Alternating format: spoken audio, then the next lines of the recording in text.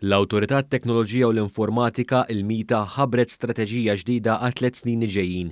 Dan tħabbar fl-uffiċċju tal-Mita f'Santa Venera hekk kif ġie spjegat l-importanza tal-aġġornament kontinwu f'dinja diġitali li dejjem qed tiżviluppa. Il-kap eżekuttiv tal-Mita Sur Tony Sultana spjega kif din l-istrateġija ser tkun imsejsa fuq 7 pilastri differenti u li jvarjaw minn implementazzjoni ta' teknoloġija ġdida u anke t-ġdid tal-apparat li jintuża għas-servizzi li toffri ta' kuljum.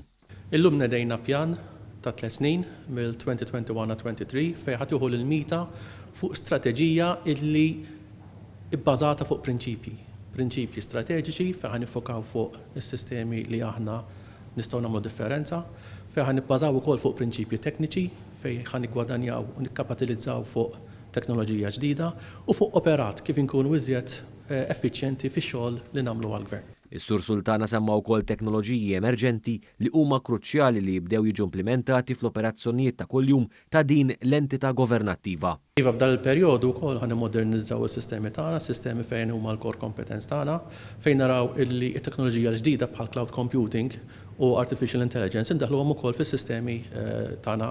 Intant għal din it-tnedija attenda l-Ministru għall-Ekonomija Silvio Xkembri hekk kif sostna l-importanza ta' din it-triq il qudiem li qed tieħu l-Mita fl-isfond tal-viżjoni tal-Gvern għal pajjiż li jkun aktar diġitali.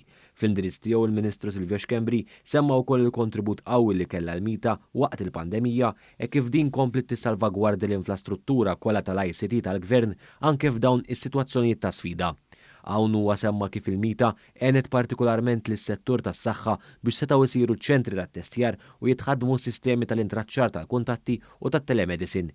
Żied jgħid kif l-Aġenzija kienet kritika wkoll biex tipprovdi l-għodda kollha lill-aktar minn 30,000 impjegat fis-settur pubbliku.